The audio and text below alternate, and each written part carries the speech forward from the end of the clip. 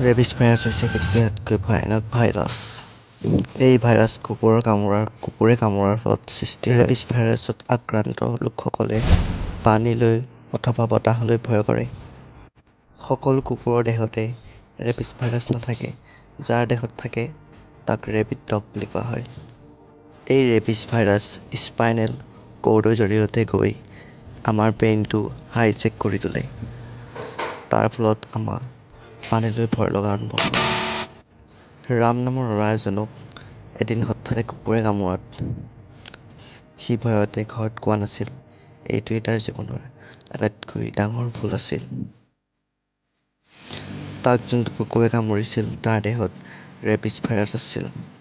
অৰ্থাৎ তাৰ দেহতো rabies virus দেহলৈ গৈছিল।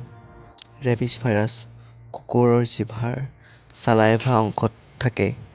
যদি আপোনাৰ দেহত কিবা কটা চিঙা দাগ আছে, যদি কুকুৰটোৱে আহি তাত চেলেকি দিয়ে, তাৰ চেলাইভাৰ জৰিয়তে আপোনাৰ শৰীৰত ৰেবিছ ভাইৰাছ যাব পাৰে।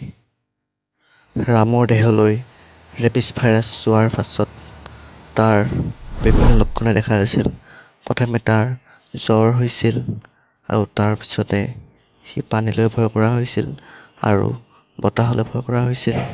লগতে বহুত সময়ৰ পাছত অৰ্থাৎ শেষত সি ক'মাত যাব লগা হৈছিল। ৰেবিছ ভাইৰাছৰ পৰা বাচিব হ'লে প্ৰথমে যোনখিনি জেগাত কুকুৰে কামোৰে সেইখিনি জেগাত ভালদৰে চাবোনেৰে 15 মিনিটমান ঘঁহি চাফাকৈ ধুব লাগে আৰু লগতে ডক্তৰৰ ওচৰত গৈ 5টা বেজী ল'ব লাগে নিৰ্দিষ্ট টাইমত।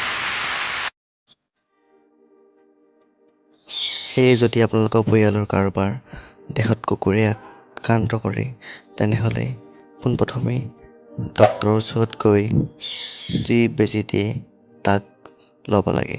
ৰেবিছ ভাইৰাছৰ পৰা বাচিবলৈ একমাত্ৰ উপায় হৈছে বেজী আৰু এই বেজী আপুনি আপোনাৰ জিলাৰ যিকোনো হস্পিটেলতে উপলব্ধ থাকে। যদি আপোনালোকৰ ঘৰত পোহনীয়া জন্তু বা কিবা আপুনি পোহে তেনেহ'লে তাক ভেকচিনেটেড কৰি ল'ব লাগে। নহ'লে আপোনালোকৰ পৰিয়ালৰে পাছত বিপদ হ'ব পাৰে।